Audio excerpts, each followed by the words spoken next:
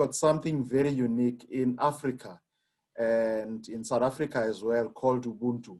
So I would link servant leadership to Ubuntu. So that's what I want to talk about with you for a few minutes that I would have with you now. Then I thought to bring all of you up to speed with what South Africa struggled with and grappled with after 1994. We know that glorious moment that everybody talks about.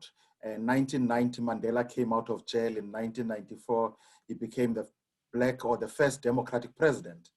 But the driving factor around all of this was a concept called Ubuntu. This concept comes from Nguni language within South Africa, or even in Southern Africa, the Bantu language. Then in Africa, you get them in Central Africa and down in Southern Africa, some of them, that talks about the concept Ubuntu. And that's what I want to share with you today. The concept Ubuntu, it's a concept that talks about when you are a leader, you must be a leader that is grounded in this particular concept of Ubuntu. And when I share it with my students, I always say that you are because of others. So knowing that while you lead because of others that are there that you are leading, that are entrusted with you as a leader, or that trust you as a leader, because sometimes we lead people that do not trust us. And that is what drove me to talk about this concept today. I'm not going to dwell on the 10 servant leadership principles. I think Peter has had series dealing with them, but I'm going to link these with Ubuntu. Ubuntu, as indicated, it's a Nguni word meaning being a human being. So Ubuntu means being a human being. Why this concept became important? Because of the challenges that leaders in Africa experienced over time, and they realized that in order to be a successful leader, you need to lead with others. So you need to lead with community, the issue of collaboration. Desmond Tutu, which you would all know very well, puts it very nicely when he talks about this concept of Ubuntu. He says, a person is a person through other persons. None of us came into this world fully formed. We would not know how to think, how to walk, how to speak, how to behave as human beings, unless we learned human beings. We need this concept of Ubuntu, that we need each other in order for us to be able to lead in whatever organizations we lead in. And when you talk about the values of Ubuntu, you talk about things such as respect for others, respect for authority, respect for yourself. You talk about things such as human dignity, upholding human dignity, human rights, in the workplace, making sure that rights of employees are looked after, rights of employees are observed at all times. And this helps you with leading in turbulent times like these. Being compassionate at all times in whatever you do, being compassionate about the plight of others. And our great leader, one of our great leaders that you would know about, Nelson Mandela, always emphasized this issue about compassion, about putting yourself in Professor, up to that point, I want to share something about Nelson Mandela. Just okay, go ahead. Hold on your point. I will share it and then we'll continue. Many people regard you as a personification of Ubuntu. What do you understand Ubuntu to be? In the old days when we were young, a traveler through a country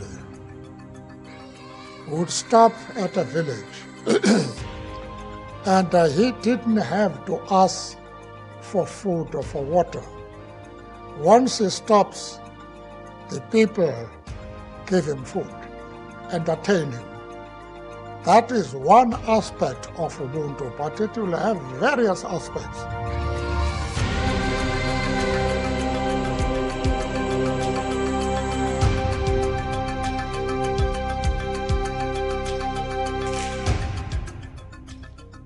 Ubuntu does not mean that people should not enrich themselves. The question, therefore, is, are you going to do so in order to enable the community around you to be able to improve? These are the important things in life. And if one can do that, You have done something very important which will be appreciated. Yes, Professor, continue. Thank you very much, Peter. I think you have covered some of, that clip covered some of my introduction, because I was going to deal with those values that President Mandela dealt with eloquently, which are, but what just reminded me what President Mandela said in the video, it's when I used to grow up, when I was a young boy in a village, because and what would typically happen was that my mother, when he cooks our supper, he would cook more. He would not cook for counting the heads in the family, but he would cook more. And we always asked her, why do you cook more food? And that food would be left. Some of them would not be, because we can't eat all of it. And he would say, I'm preparing for a time when a person is passing by and the sun sets while he's en route to wherever. And person, when he gets to our home and asks for a place to sleep, there must also be a meal for that person to eat. So you would prepare for somebody that he actually did not know whether that person would ever pass. In many cases, nobody would pass. Nobody would consume that food. Other than missionaries, people who were going preaching the gospel and all of that, would go from village to village. They would sometimes stop at our home. And that was Ubuntu, the issue around opening up yourself to others, making sure that you share with others. A child, in terms of Ubuntu, was raised by a village. A child was said is a child of a village because it is not raised by only the secular family, but by the whole village. So in an organization, competitive edge, but we also work towards a common goal to provide goods and services. And of course, we think that profit would then come as a secondary process. I know that's theory, but in practice, that might be totally different. But that's typically what Ubuntu would then be. Ubuntu would be solidarity and consensus, which demands conformity and loyalty to society, to the rule of law, to communities. Organizations would be loyal to these environment that they exist within, the community that they operate within. So you create an environment that allows people, while we talked about listening, while people are compassionate, but they also understand their core business, what they want to achieve. And that helps you with then achieving this concept that we talk about Ubuntu. The community in Ubuntu, as a philosopher, as you talked about in that, Mandela talked about in that clip, is then more focused on community. It is more focused on the greater good, as you would call it. It is more focused on making sure that people derive better benefit from resources of a country, from resources of institution. It talks about positive behavior. When you are at work, even if the circumstances do not allow, you should be grateful that you at least have a job, unlike people that are not having jobs, are on the street unemployed. So that teaches that sense within children when they're growing up, sense of knowing that at all times, I strive to change situations that I can be able to change, but those that I'm not able to change, I then accept them and make them work for me. The issue around creating synergies within communities, within the business or corporate sector, as you'd call it. How do you make sure, most of my teaching is in the public sector, which is in government. And I say we have different spheres of government, creating synergies by working together towards a common goal, which is delivering services to the communities without competing around the limited resources. And unfortunately, in the South African context, the poorest of the poor depends on the public service, depends on government for basic services such as water, such as electricity, sewage, and all of those basic services that people do not live without. And if you don't have an institution that is caring, if an institution doesn't have Ubuntu, then you are not going to be able to deliver these services. Public sector institutions are also expected to have what we call social responsibility. That's giving back to the community that they exist within, communities that they lead within. Then we also have a concept called cultural leadership style, where which is what you, many of you who have read books and novels about Africa would have read about collective leadership, where people will sit under a tree. So a tree symbolized a decision-making process, or around a fire, and all those things then talk to the culture of collective leadership, where there is consultative process before take. So if I have to take a decision around now laying off employees in my organization, I will then call my employees, talk about their situations, their individual situations, and collectively, or with them, collaborate with them in terms of agreeing as to who can be laid off because their situation is not as dire as employee Y.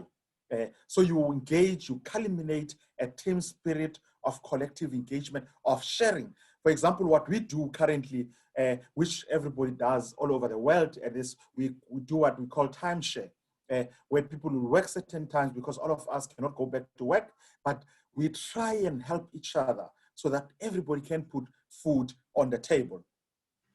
The respect for communities and their needs, it is important under this concept of Ubuntu, where you respect the needs of different communities and their interest in whatever you do, whether you're a public sector institution or a private sector institution. In Africa, we also have many markets. In each and every community, we have informal markets, and those are still designed around respecting the needs of the public, the consumer in this case. In whatever you do, you respect the needs of that consumer that will be buying. The socio-economic values, the values of transparency, the values of accountability, quality service standards, those are embedded in this principle of Ubuntu. Many of you would ask me when we deal with questions around corruption in Africa, and that's, I'm talking about theory now. When you get to practice, there are a lot of things that are happening that are against or are in contradiction with this particular philosophy of Ubuntu, of me being because of others, of me knowing that I should help others to succeed so that I can also succeed ultimately. Creating institutions that are resilient, and you can only do that when in this concept of Ubuntu, when you go back to these basic values of tolerance, basic values of respect, honesty, transparency, then you are able to honestly indicate the challenges that you are experiencing at a particular stage or a particular sphere of government. If we're dealing with COVID-19 currently, there are a number of challenges in the public sector in South Africa, and one has to be honest around these challenges. You need to be honest. You need to be able to say that these are the things that needs to be put in place until we have a vaccine or until we're able to better deal with the pandemic, for example. So those are things that are embedded in this particular principle or particular philosophy of Ubuntu. And then this philosophy also talks about bringing everybody on board. Over time, we're eroding that culture in South Africa, but this has been a culture that has been embedded in the South African context, where everybody was part of the family. You ensure that everybody, your neighbor, you are your neighbor's wash in whatever you do. In businesses, in fact, till recently, many businesses did not worry about getting security. They would use this concept of Ubuntu to actually be able to serve communities, share resources in serving communities. And how does it link to servant leadership, this concept of Ubuntu? The premises is that in order for you to lead, you want, leadership is not the ultimate goal, but the goal is to serve others. And you look for a platform, you look for a stage. Which stage can I use to perform? And leadership becomes the stage that is therefore available for you to then perform. And you say, when I perform, when I get to the stage where I want to perform, I then remember my values of Ubuntu that says I am because of others. So when I'm in that position, I'm therefore there on behalf of others and not only my family. So it becomes that I'm there because of my community, I'm there because of my village, I am there because of my region, I am there because of my country, and whatever I do will then reflect not only on me, not only on my family, but in all these broader stakeholders that are servant leader. You then put aside your aspirations, you put aside your needs to ascend to higher positions, but it is about you making sure that you help people with this stage that you have been given to deliver services effectively. And that becomes the stage. The challenge with that stage is then, unlike performing artist, that stage doesn't want you to dance all the time. Sometimes you must take a step back and listen to others, understand the needs of the communities, understand the needs of the stakeholders that you're engaging with. And you can only do that when you listen to the issues, when you have empathy around where they're coming from. So those are things that one would then be able to infuse in this philosophy of Ubuntu. Desmond Tutu, when he talks about it, and there is another, I saw in that clips, in the side of that clip, there is a clip where Desmond Tutu talks exactly about Ubuntu, and he says that in almost every case, when you are a servant leader that uses these principles of Ubuntu, you need to sacrifice, you need to suffer at the cost of others, you need to give yourself to others. And he makes example around people in the world that have suffered for the sake of others. And he says, then you derive the value of Ubuntu. You say, I have been because of others. My life was useful to others. My people benefited. I have created bridges because I was there and put myself on the line. And in Africa, holding a public office or any office for that matter, even running a business is actually putting yourself on the line. You might be lucky if you are to make money, profit, and all of that, but in most cases, it's putting yourself on the line. It's actually putting your resources there for the sake of others. More than making an income or deriving profit, it is actually about you helping others meet their basic needs. So it's more or less about, in most cases, when you get to that stage, it is guaranteed that you are personally going to experience some suffering for the sake of others. But like Nelson Mandela, when he came out of jail and he said, he stayed 27 years in jail, but the fulfillment was that ultimately he is able to unite all South Africans. So his sacrifice was for the benefit of all South Africans. And that's typical, the infusion of Ubuntu and servant leadership, serving others, and also you, at all times when you are using the Ubuntu principles and also servant leadership, you want to build communities. You want to bring people together. You want to make sure that in society, the less fortunate, the less privileged are also put in the mainstream of whatever system you are trying to build. This is not an easy thing to do, but it's something that each and every servant leader should strive to do, to make sure that at all times, in whatever you do, you are helping others to get over the bridge. Even if you as a leader, you stay the other side of the bridge and everybody crosses the bridge and you ultimately cross the bridge, if the bridge is still fit for you to cross. Because when everybody has crossed the bridge must be worn and might not be safe anymore for you. But that's a sacrifice that you make as a leader and say, as a servant leader, and say that I am willing to go this. And that's what Ubuntu says. Ubuntu says, if I have a certain resources and there's somebody who needs them better than me, I should sacrifice them for you, for that particular individual that needs them more than me. So that's typically what you infuse this Ubuntu into. Redress in South Africa, the issue around redress in the imbalances of the past, you would know for about 40 or so years, the majority were oppressed. But Ubuntu said, this principle of Ubuntu says, even when you do that redress, everybody must be on the table. So everybody must be in the dinner table. So you can't correct the imbalances of the past by creating new imbalances. So as a servant leader, you then move to a stage where you try and infuse that and bring the views that would not necessarily be popular views on the table, and you put them on the table as well. And it's something that you engage with. Another example that I grew up in the village that I grew up in. When somebody slaughters a chicken, when you have a chicken, just for a family, we have a family of 8. We needed to share that chicken with our neighbor, that one chicken with a family. So you cut the piece so small that everybody would get a share. Sometimes you only have just a small piece. You have tasted meat, at least your tongue has tasted that meat.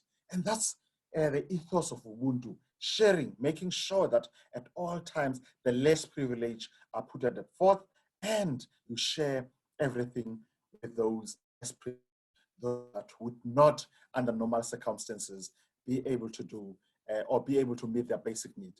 COVID-19 has actually reorientated us around being our brother's keepers, about looking after each other. Has actually went back and said, you might think that you are safe today. It might be you tomorrow. So it is better to create a network that you would be able to go, you will be shielded by that particular network. So look after your neighbor so that you have created a network that will then shield you. And that starts at the top with servant leadership, creating an environment that is conducive for one to be able to do that, for one to be able to infuse that culture of people looking after each other, of culture of making sure that at all times leaders use the stage not to dance, but to create an environment where the audience that is sitting out there can dance much better than the person on the stage. So I think that fusing the two fusions talk to that, creating that environment.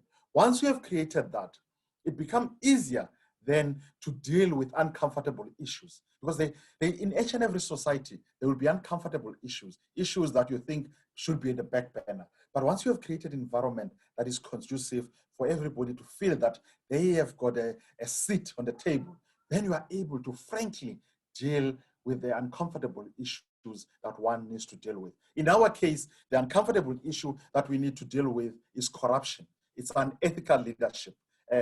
And we need to create an environment where it is easy for us to come around the table and deal with these issues of corruption, of unethical leadership at a public sector level. We need to be able, even at private sector level, in our country, fields or areas such as accounting, auditing, and all of that were found wanting, even communication in some instances, in terms of colluding with people who are behaving in an unethical manner. And we need to have a frank discussion. We need to reflect. We need perhaps a Nelson Mandela moment as a servant leader where we go back and say, what were, and only servant leaders who have these Ubuntu values infused in them would be able to go back and only just say, it starts with me as a servant leader. Let me do an introspection. Where did we go wrong? And then you engage with broader society. You create a climate that is conducive for people to then engage at that level. Challenge, not only in South Africa, in Africa generally, where you create that environment where we are able to engage frankly, we are able to engage in a manner that says that we have a common goal, which is to build our country. And that's what servant leaders are meant to be. I said to Peter the other day that we need to have in Africa, we need, the only change that we need, it is the leadership that we have in Africa, and I'm talking Africa in general now, have serve others. If we can have that, half of the battle will be won. If we have that in terms of poverty, inequality, and all of that, if we can have leaders that want to serve others and not themselves and their families, not leaders who think that a servant leader is not a leader who think that it is my turn now to eat, then that's not a servant leader. So we need to change that culture where people to get to the stage so that I can also immense wealth for myself and my family. The question is, where are you going to spend all this wealth if you are going to leave your country poverty-stricken, where there will be no opportunity to enjoy this wealth that you've amassed? So it is maybe much better to create a platform as a servant leader where people are able to live a life that is conducive, a life that is acceptable within international norms and standards, and you can then, you would probably have a chance to also enjoy that wealth that you have amassed within institution. But if you don't do that, and that's what we see, where leaders have forgotten the concept of Ubuntu, and also the concept of servant leadership. They have adopted other concepts that are foreign, not only to South Africa and Africa, but also to the world. These are new phenomena that we've never seen before that are happening all over the world. And that creates a problem that we need to deal with in terms of servant leadership. And that's perhaps why these sessions, Peter, are so important, that we need to be able to infuse that culture amongst ourselves. You have given me 30 minutes. I hope I did not go beyond your time. So thank you very much. I am willing to engage. As indicated, I said this is an informal discussion, so I'm really willing to engage with my colleagues here. Thank you, Peter, for the opportunity. Wow, beautiful, beautiful, beautiful speech, lecture. Thank you very much. Very Thank you. Thank you so much, Prof. And you know, when we were talking, asking myself, where are we going wrong? Have we gone wrong? Because the way you grew up, that is the way I grew up. I grew up learning to share, learning to keep some food for other people, learning to go and look people to come and eat from our place. But that one, we don't see it today. What has happened? This is the biggest question. And how can we redeem our beautiful culture of sharing? And I want to leave this to us, and to any question that you have, you may come. You want to contribute, you are welcome. It's open for all of us. Was a question you want to share with the prof? Is open now for all of us. Yeah, I'd like to also thank Professor for sharing this. It's very inspiring, and in light of what is happening worldwide, not just because of brought out a lot of things that are showing us the mirror, and we don't like what we see. And this goes certainly in the United States and elsewhere, the divide. And I've been recently reading from a Christian perspective how a secular humanist type of philosophy has taken such hold and the social ills, but it points back to this concept. And when you remove all of the foundations, when you cut yourself off, you started off talking about family as the most basic structure, and secular humanism tries to reinvent ourselves as autonomous beings, which is the exact opposite of what you were speaking of, and the social ills that come from that. I'm not a philosopher, I'm an engineer, but I, like all of you, wonder about things and think, and just recently read a book by a Christian professor called The Rise and Triumph of Modern Self, and tracing mostly Western culture through some philosophers that have just taken us down this path where we end up with insanity because we don't consider the importance of a family unit and community structures that are that foster this. So I can't think of a better time to bring back this concept, and I just really was very inspired, and thank you. Thank you, Tori. Somebody else? Thank you, Peter, and I want to say thank you, Professor Zwelima. I hope I pronounced it well. I realized that it is Zwelinzima. Okay, good. I like the South African pronunciations. I wish I knew some Zulu, but I will learn as we go along. Thank you very much for sharing with us, and I believe I identify with you when you talk about sharing the chicken with everyone. I mean, this is what I know. This is what we've grown seeing and doing.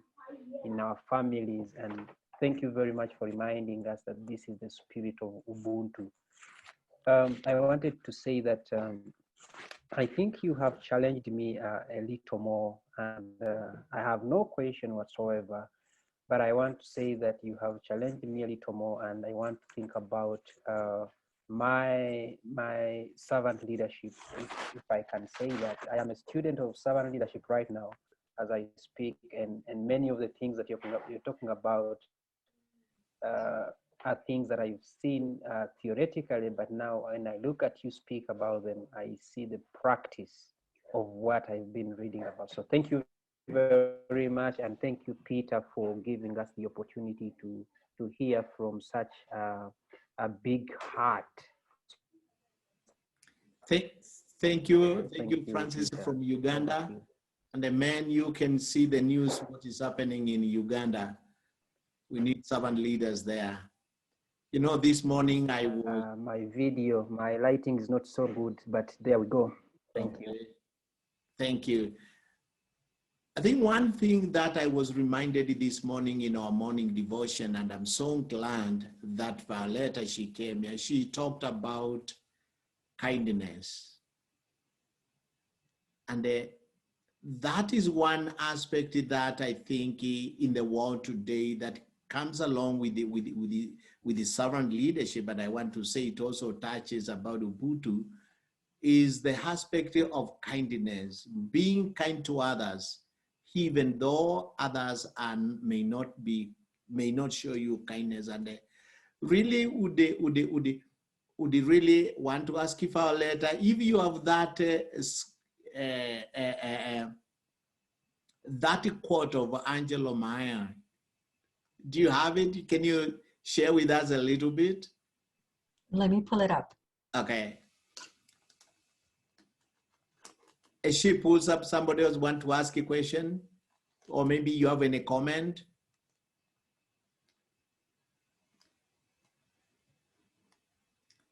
Violet, are you ready? I think people, maybe let me comment while she's putting it up on your input earlier on. What can we do to change the situation? I think I more realize now that we need to go back to basics. How we do things, we need to just go back to how we can go to basics and do things differently. For example, there are 3 things that are important for leaders. That's having a head, having a heart, and having hands. And once you have these 3 things, I think you can achieve a servant leader. So Maya Angelou said, I've learned that people will forget what you said. People will forget what you did, but people will never forget how you made them feel.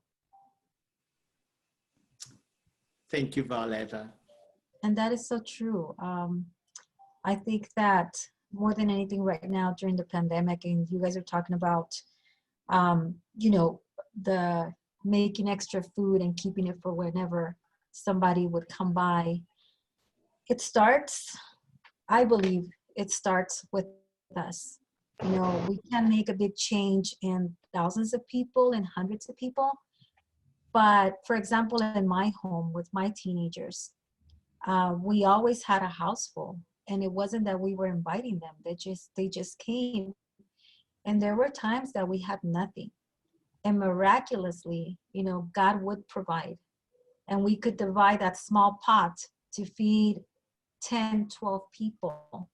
So I think that if we do it, as you said, with an open heart, as we were saying this morning, you know, not expecting anything in return, as Dr. Peter was saying, our blessing comes from above.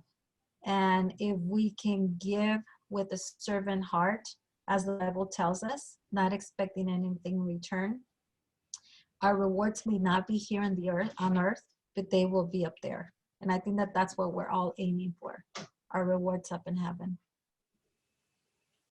Thank you so much, Violetta. You brought that concept in the morning, and it really challenged my heart. And hearing what the Proverbs said, really, we need to go back to the basics. I stayed when I was in the US. I stayed with with a couple, and this couple were telling me that things have changed. When they were growing up, they would share meals together. They would have this communal life, but now you cannot find it anywhere. And that is the same thing even in Africa, is dying up. I think most of us, I can see quite a number of us, we come from Africa. And I think God, you have been in Africa longer, you can attest to this, that things are changing faster, faster than before. Life is changing, people are becoming individualistic. Anybody else?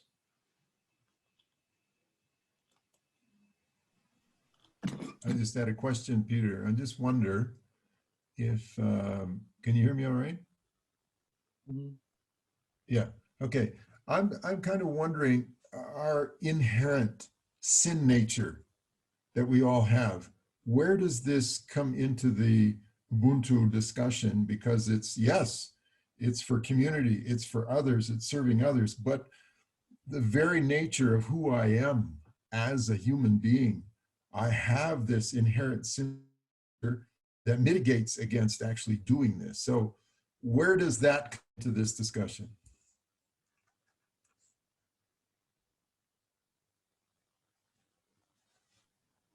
I think that's, I don't know whether I heard you correctly, but I think that's a very good question, that where do I suppress my feeling for this greater good? How do I, this inherent feeling that I have to look after myself first before I look after others? And maybe it's coming from what Violetta said, believing that when you do good for others, you are going to get good coming back to you. So you know that you don't have to worry about yourself, because what you do for others would then come multiple times to you, back to you. So if we can do that, I think we can achieve a lot. I mean, today we are seeing different types of Robin Hoods. You know the Robin Hood that everybody talked about, but today we're seeing Robin Hoods that steals from the poor. You know, they rob the poor, they take from the poor. They don't take from the rich and give to the poor. They actually take from the poor with impunity. Sometimes they do that. And that talks to the culture that is infused in Africa, which is a new culture, or maybe all over the world, which is a new culture that we see in the public service.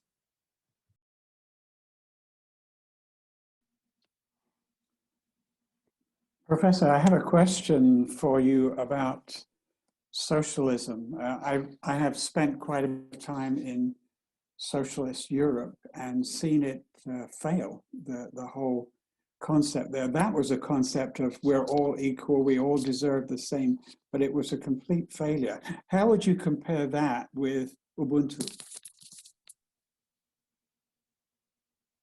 Ubuntu is certainly, it retains individual rights. It retains your rights as an individual, your right to prosperity, your right to own your means of production, your right to own cattle in the olden days, so whatever that might be your means of production currently. But what it does, it also creates a conscience in one to know that I can't have it all when my neighbor doesn't have anything. So your sharing is not saying I'll take half of what I have and give to my neighbor, but you say, I want my neighbor also to live so that I don't create a culture where my neighbor steals from me because he doesn't have anything and I have more. So you don't share your whatever. You are allowed to have private wealth, but that private wealth must be used for the benefit of others too, not only for myself. And I think that's the difference with socialism, where the state owns all means of production. And when that happens is that the state determines the standard of living, the state determines wages, the state determines, so the state plays a central role. And in that case, you have a challenge where the elite within the state live with different rules from the majority. And that creates a problem. And that's probably what made socialism fail in in East Europe and all of that. Even in Africa, in the last 30 years, many leaders have been talking about socialism, but we all know that that is going to fail.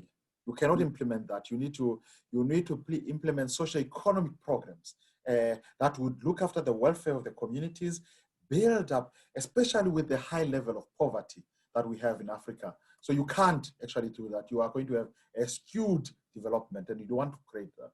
So Ubuntu is not necessarily about that. It retains your personal rights, individual rights to wealth and all of those, but it also teaches you to share with others. I think you make a very good point about the elite.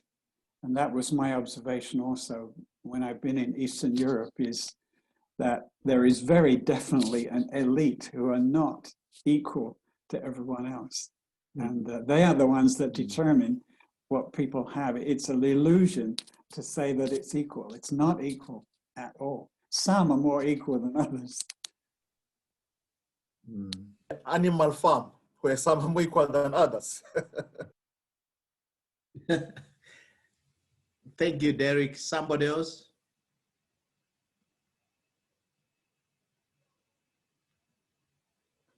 Do you have some more comments? I think we need to give a clap to our professor, who has done a great job. Thank you so much, Prof, and we look forward to seeing you again. And yes, we need to bring this teaching to Africa. We had a meeting with him the other time, and we were asking ourselves, how can we really bring conferences in Africa for servant leadership?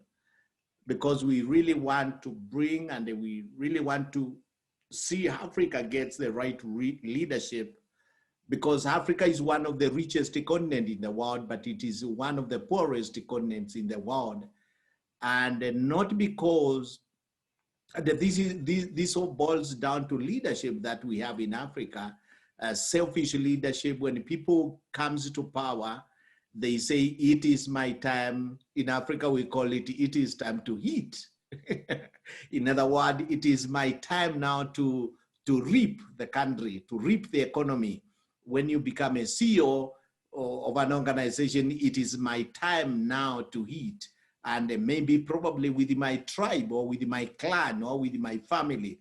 So I think that is something that we need to start thinking about bringing into Africa, that we can see these things start. And we want to say that, okay, the tree is too big and it is too old, but we want to plant that seed that will bear another generation that is authentically, speaks about authentic leadership and also about servant leadership. So really appreciate your contribution today, and all of us who contributed, we really enjoyed us being together, and so grateful for you. And I really want to appreciate it. There are some who joined later. I did not appreciate them. Michelle Stables, nice to see you. Thank you for joining today. Kevin Ross, thank you for joining today. And Francis from Uganda, thank you for joining today. Eliud and Peter Shikanga, I know you're from Western. Thank you so much for joining, and really appreciate all of us who has come today, and we look forward seeing you again on 18th of this month. That is when we shall have our next meeting. You can keep the same link we shall use next time, and I really appreciate your coming.